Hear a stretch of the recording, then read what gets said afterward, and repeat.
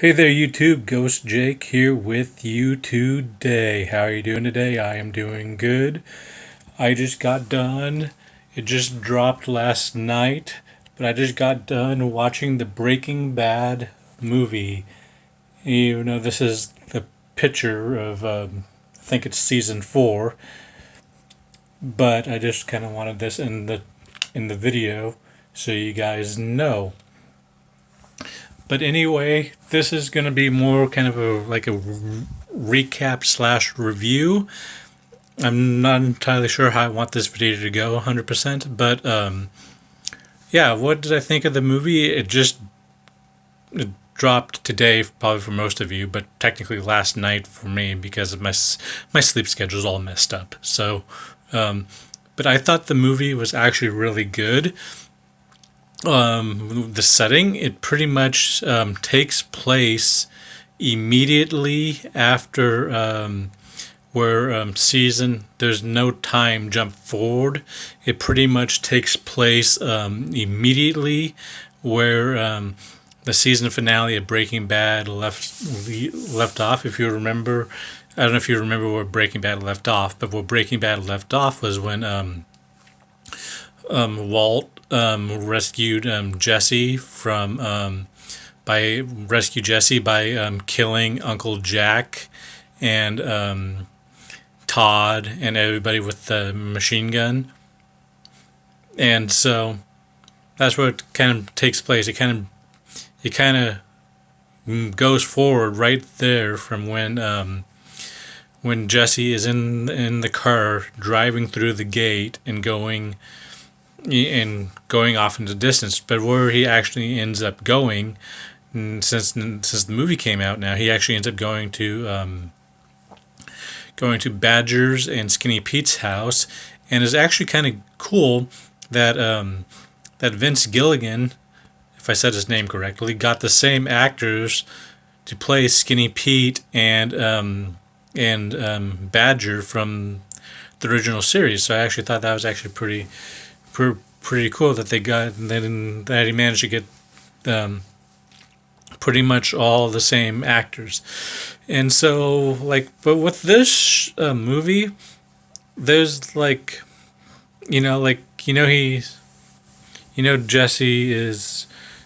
Jesse is like really traumatized in this movie, like from what Uncle Jack and what Todd did to him, keeping him in that cage.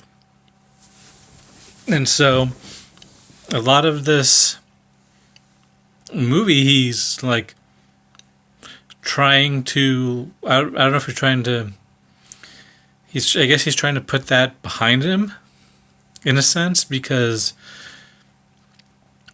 like there was one instance in the very beginning, where close to the very beginnings when he's with Badger and Skinny Pete, where like the next morning he takes a shower, and all of a sudden you see a flashback of how and yeah, he's just like taking a shower, and you see a flashback of how those guys treated him, which is pretty disturbing and pretty bad. But I th- and then like he's like, okay, we need to get rid of he's like, we need to get rid of this car, and that he's driving, and he calls he calls another old face from Breaking Bad. He calls Joe. He calls that guy who got the magnets together when in season 5 of Breaking Bad, when Walt and Jesse and Mike and were doing the magnet thing to try to get a Gus Fring's computer, and see, I think that was season 5, episode 1. I think it was either 1 or 2, but I'm like 90% sure that was in episode 1. But it was actually pretty good to see that familiar face. And then like he's getting ready to like tow the car or whatever, and then the police activate the low jack on the car, so Joe just gets the hell out of town pretty damn fast. But anyway, yeah, and then they all swap cars going to go you know, they all swap cars going to go because after Joe left, Jesse needed to get the hell out of town, and he did. And like most of this movie, like there's he's collecting money so he can escape, and then he ends up going to Todd's place. But like I said, this movie is also littered with a lot of flashbacks. Also, like another thing in the beginning, I can't believe I forgot this until now. But you actually get to see Mike in this movie, and that's actually really nice too. Even though he's not in it for very long, but you still get to see him. And they were just having a conversation about where would you go after you quit, doing the meth business, and they said like, and Mike said someone if he was Jesse's age, he'd go to Alaska. And so okay, now back to where I was instead of Jesse is going to he is pretty much on the road trying to collect money so he can go. But first he breaks into Todd's house because Todd brought him there because in one of the flashbacks Todd killed his cleaning lady for some reason because his cleaning lady found either the money from the meth business or the money from the meth business they made selling the meth with Lydia, or the money with or the money with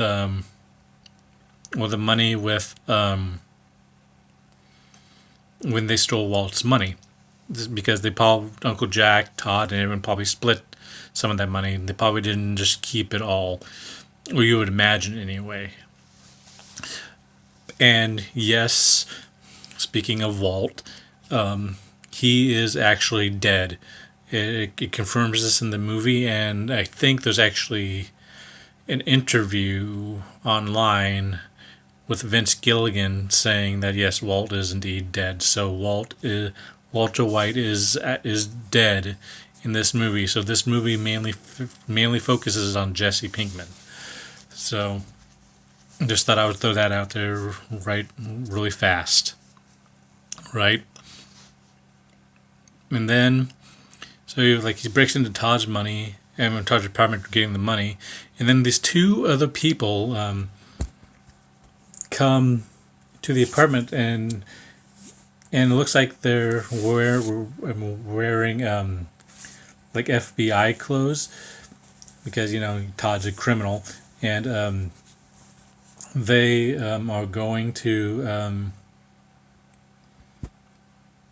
and they are pretty much going to steal Todd's money too, and so Jesse kind of convinces them to split the money three ways. Now, after Jesse has Todd's money, he is trying to find the disappearer person. Excuse me, some of my water. The disappearer person, right? You know how Walt disappeared and how Saul Goodman disappeared. That guy, and he ends up finding him, and then he turns out to be after all he gives him all the money, he turns out to be $1,800 short of the money. So he had almost all the money. So he's like, okay, I have to go get more money.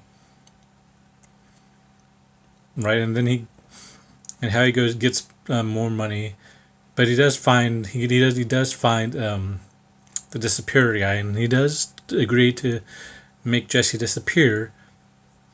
Oh, I forgot one more thing. The guy's robbing the house too. Jesse remembers this in a flashback, but you see it in a flashback. But the guy's remembering he's part of a welding company, and he turns out to be the guy who made he turns out to be the guy who made the cage and the cage Uncle Jack and Todd put Jesse in Breaking Bad, and the and then like the chain thing for when he was cooking meth for them. Okay, I forgot about that. But yeah, he like the disappearer guy. Back to where I was now. The disappearer guy, says, "Okay, yeah, I'll help you." Pretty much. Well, he doesn't say that right off the bat. He agrees to it. So Jesse goes and goes to his parents' house to steal a 20. I think he gets a 22 gun that belonged to his grandfather because he was going to go kill, not necessarily kill, but he went to go to the welding company guys to ask if he could lend him some couple monies, that $1,800, and they pretty much said no. And so it was actually a pretty cool scene. Well, what actually ended up happening is Jesse ends up killing them, right? He kills the two people who robbed them, and he tells the witnesses, give me your give me your license, pretty much citing the witnesses that were there, and then to make not really make matters worse, but to make things interesting, he decides to blow up their compound, the welding business compound. I kind of like that quite a bit. That was kind of nice. So and then he blew that up, and that was actually pretty badass, right? And then we Jesse pretty much has the money now, and he pretty much has the money, and he is on his way back to the disappearer guy. We actually see another interesting flashback, and many Breaking Bad fans would actually like this, right? We actually see a flashback with Jesse in a hotel, and we actually get to see Walt for the first time in this show. But I do have to say though, this is like season 2 or season 3 Walt. I think it's season 2. I think it's the season 2 Walt. So I mean, it's still Walter White, but it is the different Walter White that is that we're kind of used to. It's not the season 5 Walter, right? It's just like this is season 2, maybe season 3, but I'm pretty sure it's season 2. If we saw the season 2 Walter White in the flashback, and he's pretty, and him and Jesse are talking, having breakfast, and he's pretty much Jesse, back then, Jesse was pretty much telling him, yeah, your family will get your share no matter what. And so, and then pretty much from there we are on our way to